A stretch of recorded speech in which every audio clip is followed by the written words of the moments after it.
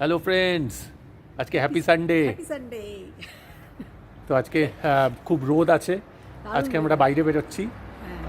তো একটা জায়গায় যাব, তোমাদের দেখাবো জায়গাটা। তার আগে বলি, তোমাদের যেসব কমেন্টগুলো আমরা পাচ্ছি সেটা সম্বন্ধে যতই বেশি বলি না কেন সেটা কমই হয়ে যায়। হ্যাঁ, আমাদের অনেক পুরনো বন্ধুরাও কমেন্ট করছে, ডেফিনেটলি যারা আমাদের খুব ভালোবাসে তারা ডেফিনেটলি কমেন্ট করছে, কিন্তু ব্যাপারটা হচ্ছে তারা আমাদের অলরেডি চেনে, আর তোমরা আমাদের কন্টেন্ট দেখে আমাদের ভালোবেসে ফেলেছো। এটা আমাদের একটা বিশাল ব্যাপার। অনেকে আমাদের জন্য প্রে করছো আমরা যাতে ভালো থাকি, আমরাও তোমাদের জন্য প্রে করছি একইভাবে। ইনফ্যাক্ট আমাদের মাত্র 1.5 মাস হলো এই চ্যানেলটা, আমরা ভাবতে পারিনি যে আমরা এতটা তোমাদেরকে মানে কাছে পাবো, আমরা এইভাবে অ্যাটাচড হয়ে যাব তোমাদের সাথে। আমরা সত্যি মানে আমরা ব্লেসড। আর একটা ব্যাপার হচ্ছে আমরা এরকম রিকোয়েস্টও পেয়েছি যে তোমরা একটু রেগুলারলি ব্লগ দাও।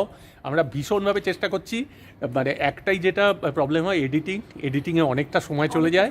হ্যাঁ, একটা ব্যাপার কি বলতো, এখানে তো সমস্ত নিজেদের কাজ নিজেরা করতে হয়, তো অফিস স্কুল সব কিছু সামলে সময় বের করে মানে উইকলি ব্লগ তো তোমরা ডেফিনেটলি পাবে, যেরকম ভাবেই পারি না কেন। তবে মাথায় অবশ্যই রাখবো যে একটু আরেকটা কখনো উইকে 2টো করে যদি দিয়ে দিতে পারি। তো আবার বলছি, আমরা ব্লেসড, তোমাদেরকে পেয়ে ট্রুলি ব্লেসড, খুব ভালো লাগছে। আজকে সারাটা দিন চলো আমরা একসাথে ঘুরে বেড়াই।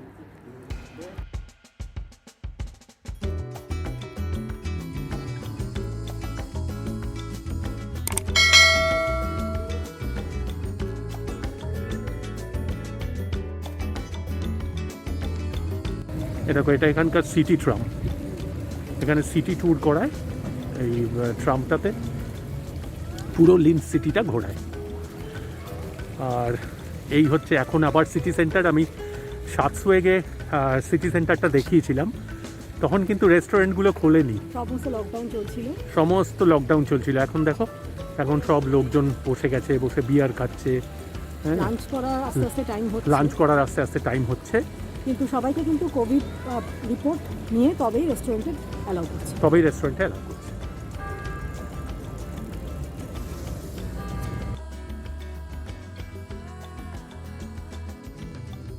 এটাকে বলে বেয়ারবান। এটা আমাদের নিয়ে পাহাড়ে উঠবে, যেমন আমরা দার্জিলিংয়ে টয় ট্রেনে উঠেছি না, সেরকমভাবে আমাদের নিয়ে পাহাড়ে উঠবে।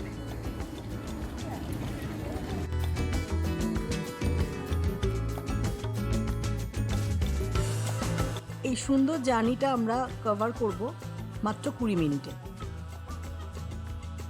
এই ট্রাম সার্ভিসটা ইউরোপের স্টিপেস্ট অ্যাডহেশন ট্রাম ট্র্যাক।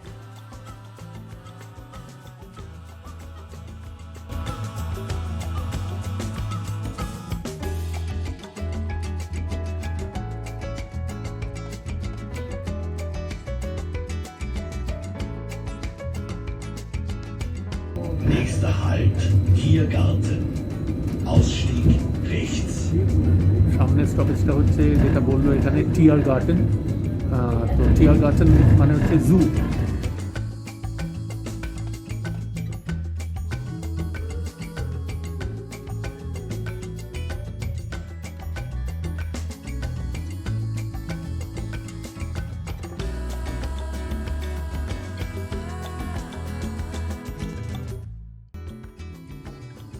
ওয়েস্টলিংবুর্গের এই ট্রাম সার্ভিসটা 100 বছর ধরে চলছে।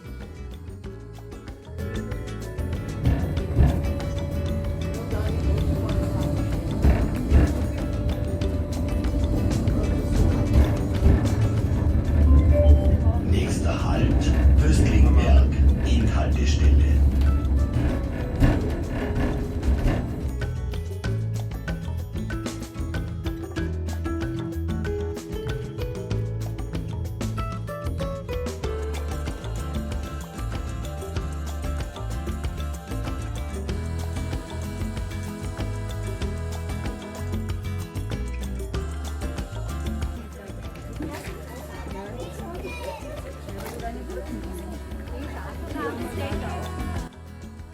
আমরা ওয়েস্টলিংবুর্গে পৌঁছে গেলাম।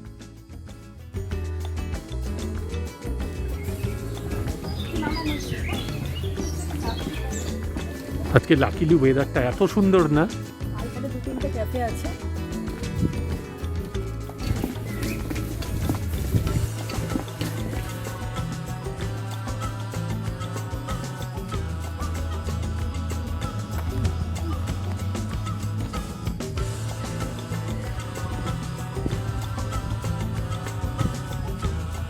মিমি শুরু হয়ে গেছে।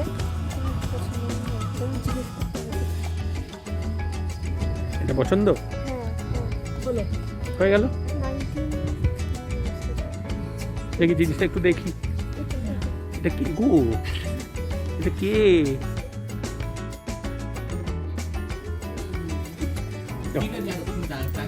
Dankeschön.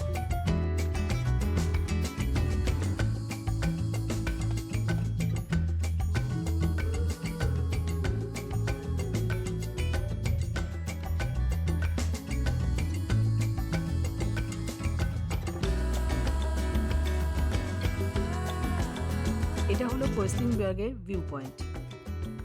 এখান থেকে দাঁড়িয়ে পাহাড়ে ঘেরা লিন্স শহরটাকে ভারী সুন্দর দেখায়। দূরে দেখো ড্যানিউব নদীটাকেও দেখা যাচ্ছে।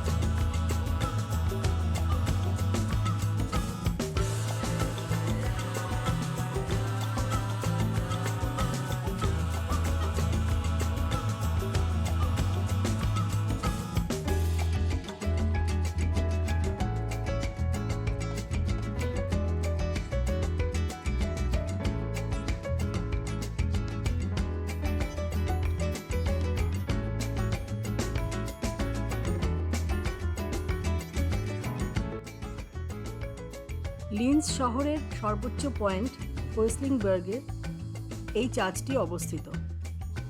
এর নাম পিলগ্রিমেজ ব্যাসিলিকা।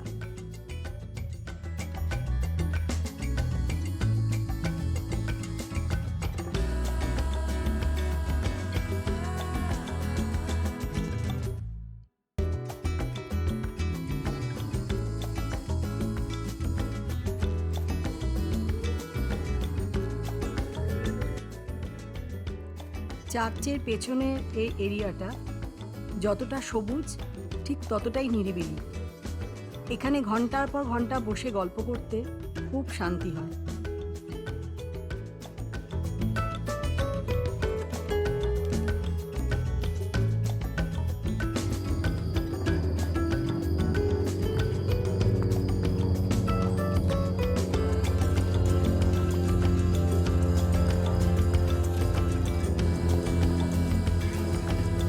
এই তুমি কে গো?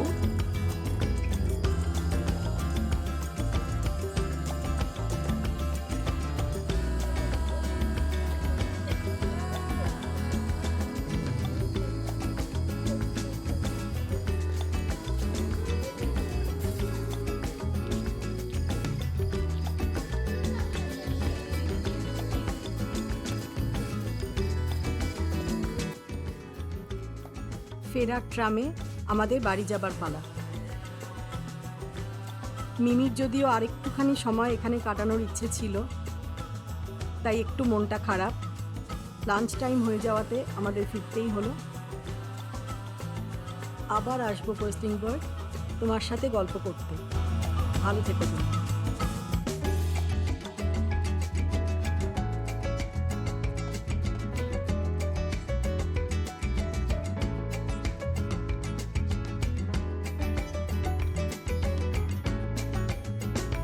ডিনারের প্রস্তুতি হচ্ছে, বুঝতেই পারছো। আর ম্যাক্সিমাম দিন মানে সপ্তাহে 7 দিনের মধ্যে 6 দিনই ও ভাত করে, তাই তো।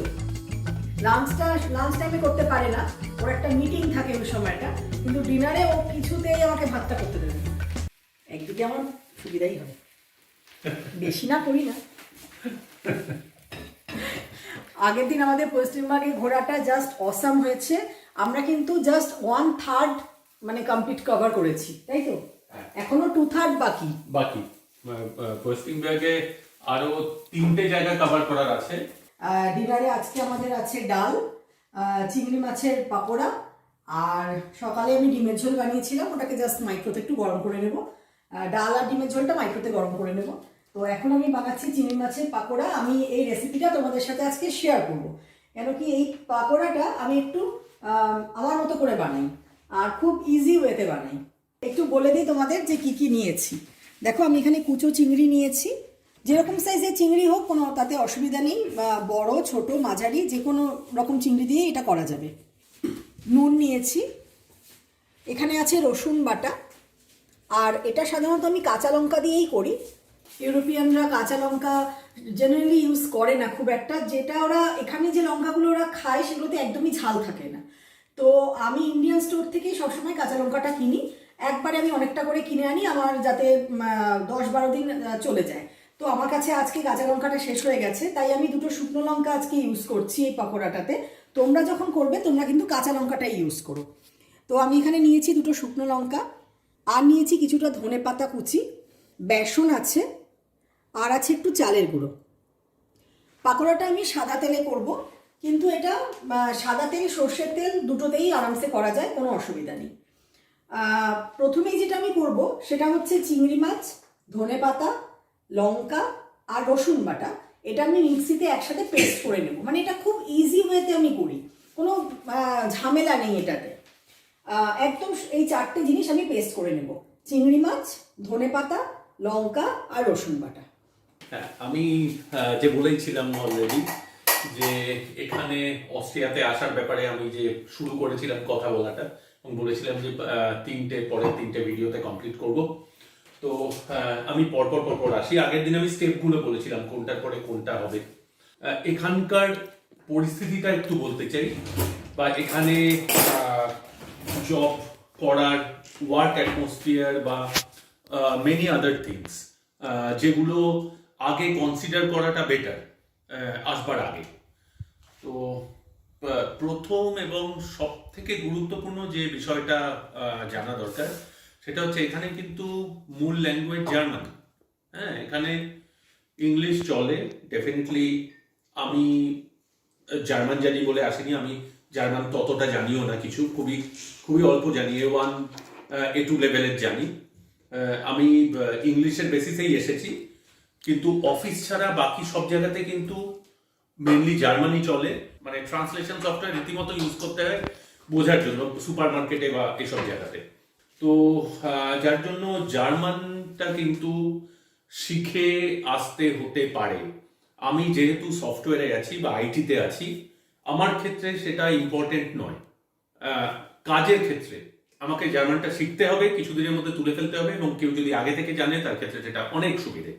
মানে ডেইলি পারপাস যেগুলো আমাদের দরকার হয়, ধরো বাড়িতে তোমরা কোনো কিছু খারাপ হয়ে গেছে, সেখানে যারা আসবে, এবার তারা হতেই পারে যে ইংলিশ জানে না, তখন একটা ভীষণ কমিউনিকেশন মানে প্রবলেম হয়। যদিও এখানকার লোক খুব মানে কোঅপারেট করার চেষ্টা করে, কিন্তু একটু অসুবিধা থেকেই যায়। আর আইটি ছাড়া বাকি যেসব ফিল্ডগুলো আছে সেখানে কিন্তু জার্মান মাস্ট। সেখানে জার্মান ছাড়া জব অফারই পাওয়া যাবে না।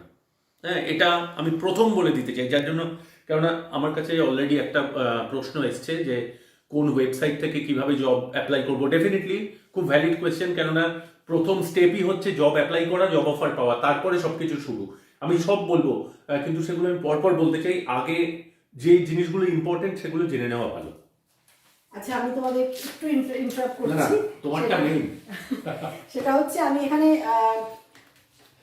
দেখো চিংড়ি মাছ, ধনেপাতা আর লঙ্কা নিয়েছি। এবার রসুনের পরিমাণটা আমি একটুখানি দেখানোর জন্যই ওকে থামালাম আর কি। আমি জাস্ট একটুখানি হাফ টিস্পুন মতো রসুন বাটা এখানে অ্যাড করে দিচ্ছি। এবার সব কিছু আমি পেস্ট করে নেব। দেখো আমি এটা পেস্ট করে নিয়েছি। এবার আমি এর মধ্যে নুন অ্যাড করে দিচ্ছি। আমি হাফ টিস্পুন নুন এখানে অ্যাড করছি, একটু মিক্স করে নিচ্ছি। এবার এর মধ্যে দিয়ে দেবো আমি বেসন।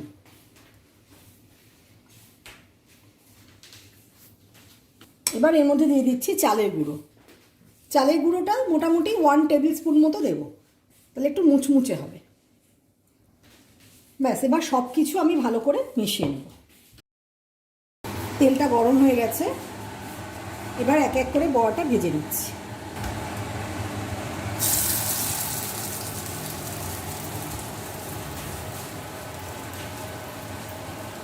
নেক্সট ব্যাপার যেটা হচ্ছে, জার্মান ল্যাঙ্গুয়েজের কথা বললাম, এরপরে আমি ডেসক্রিপশানে বেশ কিছু ওয়েবসাইট দিয়ে দেবো। সেই ওয়েবসাইটগুলোতে ডিটেইল সব কিছু আছে। ইমিগ্রেশনের জন্য কি কি রাখতে পারে, কি কি ডকুমেন্টস রাখতে পারে। ডকুমেন্টস হচ্ছে সব এক্সপিরিয়েন্স সার্টিফিকেটসগুলো, এডুকেশনাল সার্টিফিকেটস, মেইনলি গ্র্যাজুয়েশন আর পোস্ট গ্র্যাজুয়েশন, এটাই দরকার পড়ে। বার্থ সার্টিফিকেট, একদম অরিজিনাল বার্থ সার্টিফিকেট কর্পোরেশন থেকে। For the married people, marriage registration certificate. আরেকটা জিনিস লাগে, সেটা হচ্ছে পুলিশ ক্লিয়ারেন্স সার্টিফিকেট। এগুলো কখন লাগে? এগুলো লাগে হচ্ছে যখন তুমি জব অফার পেয়ে গেছো, এমপ্লয়ার তোমার হয়ে তোমার জন্য রেড হোয়াইট রেড কার্ডটা অ্যাপ্লাই করবে।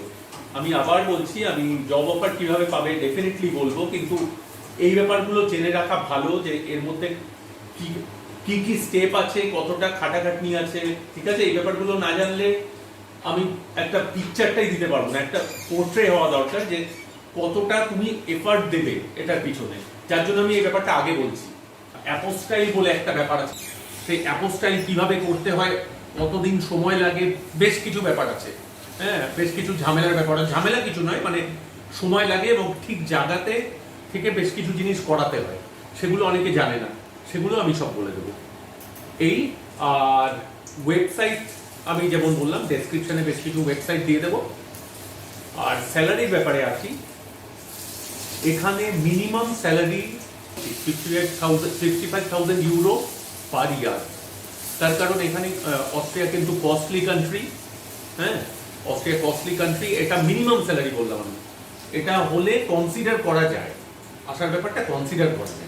মানে তুমি 55,000 ইউরোটা কি উইথ ফ্যামিলি করছো না উইদাউট ফ্যামিলি প্রেফার করছো? উইদাউট ফ্যামিলি হলে বেটার। দুজন হলেও 55 ইউরোতে। কিন্তু যদি বাচ্চা থাকে, বেবি থাকে, তাহলে একটু চাপ। হ্যাঁ, তাহলে চাপ। তাহলে দুজন হলে হয়ে যাবে। দুজন হলে আমি বলবো হবে না, নয় হয়ে যাবে, ম্যানেজেবল, ডেফিনেটলি ম্যানেজেবল।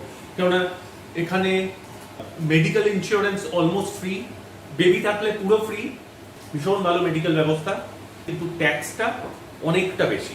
তো সেটাও স্ল্যাবের ওপর ডিপেন্ড করে।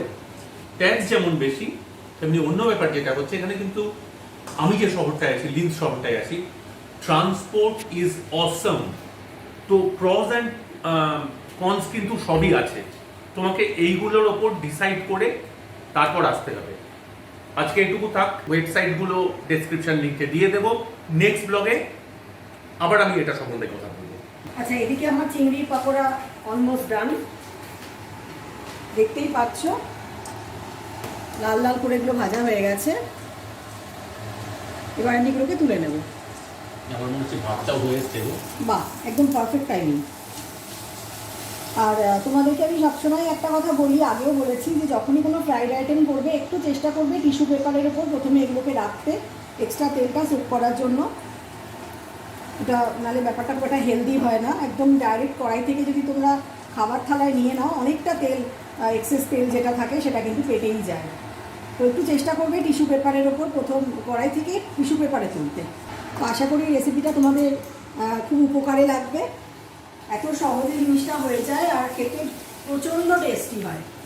তো চিংড়ি পাকোড়া বলতে তো আমাদের মাথায় আসে যে চিংড়ি মাছটাকে বেশ একদম গোটা গোটা চিংড়ি মাছ ছাড়া বোধহয় হবে না, ওটাকে ডিপ করে, বা অনেকে চিংড়ি যে গলদা চিংড়ি বা বাগদা চিংড়ির মাথাটাকেও অনেকে বেশ মশলা টশলা মাখিয়ে ফ্রাই হয়। আমার বাড়িতেই হতো ইনফ্যাক্ট।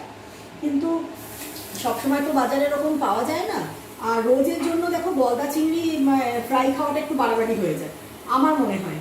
তো সেক্ষেত্রে কুচো চিংড়ি এনে এইভাবে যদি করে খাও কোনো অংশে কম নয়। আজকের ব্লগটা তাহলে এইভাবেই শেষ করছি চিংড়ির পকোড়া দিয়ে। আশা করি তোমাদের ভালো লেগেছে। আর যেটা একটা খবর তোমাদেরকে দেওয়া, সেটা হচ্ছে নেক্সট ব্লগটা কিন্তু একটা মেগা ব্লগ হতে চলেছে। কেন কি একদম ডিফারেন্ট টাইপের তোমরা কিছু দেখতে পাবে ওটাতে। এখনই এটা ডিসক্লোজ আমরা করছি না, কিন্তু ডেফিনেটলি তোমরা সাংঘাতিক এনজয় করবে, এবং ওই জন্য আমি কনফিডেন্টলি বলতে পারি যে নেক্সট ব্লগটা আমাদের মেগা ব্লগ হতে চলেছে। তাই তো? তো তোমরা সবাই ভালো থেকো, সাবধানে থেকো আর সুস্থ থেকো। খুব শিগগিরই দেখা হচ্ছে আরেকটা নতুন ব্লগ নিয়ে। সবাই ভালো থেকো, টাটা।